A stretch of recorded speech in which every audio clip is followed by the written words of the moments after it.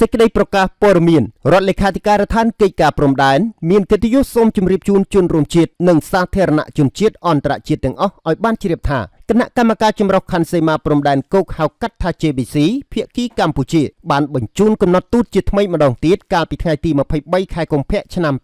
2026ទៅគណៈកម្មការ JBC ភាគីថៃដែលមានខ្លឹមសារដូចខាងក្រោមទី1ស្នើចាត់បញ្ជូនក្រុមវាស់វែងចម្រុះ JSTS នៃភាគីទាំងពីរចុះលើដីជាក់ស្ដែងនៅកាលបរិច្ឆេទសមស្របណាមួយចន្លោះពីថ្ងៃទី1ដល់ថ្ងៃទី7ខែមីនាឆ្នាំ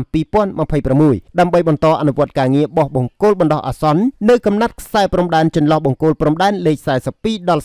47ស្ថិតក្នុងភូមិសាស្ត្រភូមិជោគជ័យនិងភូមិព្រៃច័ន្ទស្រុកអូជ្រៅខេត្តបន្ទាយមានជ័យនិងនៅកំណត់ខ្សែព្រំដែនចន្លោះបង្គោលព្រំដែនលេខ52ដល់59ស្ថិតក្នុងភូមិសាស្ត្រស្រុកកំរៀងខេត្តបាត់ដំបងព្រមទាំងសាងសង់ឡើងនៅបង្គោលព្រំដែនចំនួន15តាមគំរូដើមបង្គោលចំនួនបារាំងនៅទីតាំងដើមដែលភាគីទាំងពីរបានឯកភាពគ្នាទី2ស្នើចាត់បញ្ជូនក្រុមវាស់វែងចម្រុះ JSTS នៃភាគីទាំងពីរដើម្បីចុះវាស់វែងបោះបង្គោលបណ្ដោះអាសន្ននៅកំណាត់ខ្សែព្រំដែនចន្លោះបង្គោលព្រំដែនលេខ33ដល់37តំបន់បឹងត្រកួនតំបន់ច្រកទ្វារព្រំដែនអន្តរជាតិថ្មដាឃុំថ្មដាស្រុកវាលវែងខេត្តពោធិ៍សាត់តំបន់ព្រំដែនអូភ្លុកដំរីឃុំថ្មដាស្រុកវាលវែងខេត្តពោធិ៍សាត់តំបន់ព្រំដែនច1ឃុំថ្មដាស្រុកវាលវែងខេត្តពោធិ៍សាត់និងតំបន់ព្រំដែនផ្សេងទៀតនៅកាលបរិច្ឆេទសមស្របណាមួយចន្លោះពីថ្ងៃទី8ដល់ថ្ងៃទី15ខែមីនាឆ្នាំ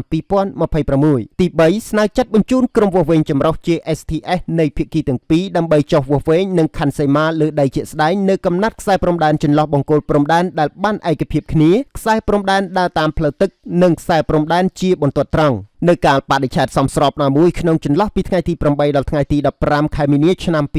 2026ដោយអនុវត្តតាមស្មារតីកំណត់ហេតុកិច្ចប្រជុំលើកទី6របស់គណៈកម្មការចម្រុះខណ្ឌសីមាព្រំដែនគោកហៅកាត់ថា JBC កម្ពុជាថៃថៃកម្ពុជាចុះថ្ងៃទី15ខែមិថុនាឆ្នាំ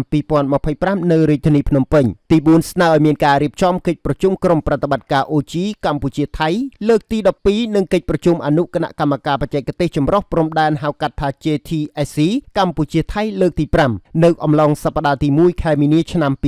2026និងកិច្ចប្រជុំពិសេសរបស់គណៈកម្មការ JBC នៃភាគីទាំងពីរនៅអំឡុងសប្តាហ៍ទី2ខែមីនាឆ្នាំ2026ទី5គណៈកម្មការ JBC ភាគីកម្ពុជាបានតវ៉ាប្រឆាំងយ៉ាងដាច់អហង្ការទៅនឹងសកម្មភាពឈ្លានពាននិងការកាន់កាប់ទឹកដីកម្ពុជាដោយខុសច្បាប់របស់យោធាថៃព្រមទាំងការបន្តធ្វើសកម្មភាពរំលោភបំពានលើបូរណភាពទឹកដីនិងអធិបតេយ្យកម្ពុជាដោយបង្ហោះដ្រូនរាយបន្លាលុះដាក់ទូកុងតឺន័រដតទង់ជាតិថៃជីកប្រឡាយសាងសង់ផ្លូវនិងលេនដ្ឋានបដូរឈ្មោះផ្លូវជាតិលេខ58របស់កម្ពុជាសកម្មភាពកែប្រែបរិស្ថានព្រំដែននៅតំបន់ប្រាសាទតាមាន់និងប្រាសាទព្រះវិហារឈូសឆាយបំផ្លិចបំផ្លាញលំនៅឋាននិងទ្រព្យសម្បត្តិប្រជាពលរដ្ឋកម្ពុជានិងហាមឃាត់មិនឲ្យប្រជាពលរដ្ឋកម្ពុជាវិលត្រឡប់ចូលទៅរស់នៅក្នុងលំនៅឋានរបស់ពួកគាត់វិញសកម្មភាពទាំងនេះគឺជាការរំលោភយ៉ាងធ្ងន់ធ្ងរលើច្បាប់អន្តរជាតិធម្មនុញ្ញអង្គការសហប្រជាជាតិធម្មនុញ្ញអាស៊ាន MOU ឆ្នាំ2000កំណត់ហេតុកិច្ចប្រជុំរបស់គណៈកម្មការ JBC និងកិច្ចព្រមព្រៀងទាំងឡាយដែលភាគីទាំងពីរបានឯកភាពគ្នានាពេលកន្លងមកជាពិសេសរំលោភលើសមត្ថកិច្ចរបស់គណៈកម្មការ JBC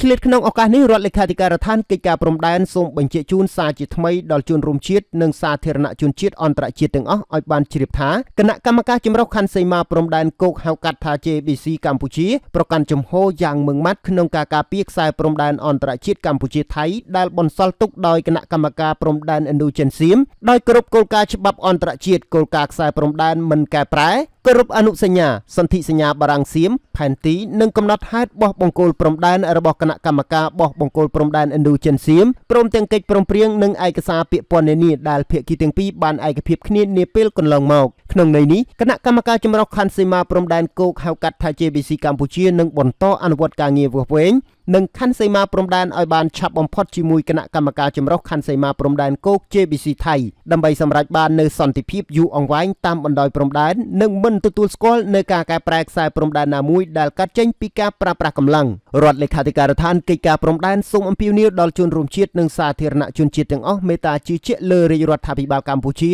និងគណៈកម្មការចម្រុះខណ្ឌសីមាព្រំដែនគោកហៅកាត់ថា JBC កម្ពុជាដែលជានិច្ចកាលតែងប្រកាន់ភ្ជាប់នៅមនសិការវិជ្ជាជីវៈនិងការទទួល ខុសត្រូវខ្ពស់បំផុតដោយតម្កល់ឧត្តមប្រយោជន៍ជាតិជាធំជាពិសេសការការពារបូរណភាពទឹកដីនិងអធិបតេយ្យជាតិសេចក្តីដូចបានជម្រាបនិងបញ្ជាក់ជូនខាងលើសូមជនរួមជាតិនិងសាធារណជនជាតិទាំងអស់ជ្រាបជាព័ត៌មានថ្ងៃអង្គារ8កើតខែផល្គុនឆ្នាំម្សាញ់សប្តស័កពុទ្ធសករាជ2569ធ្វើនៅរាជធានីភ្នំពេញថ្ងៃទី24ខែកុម្ភៈឆ្នាំ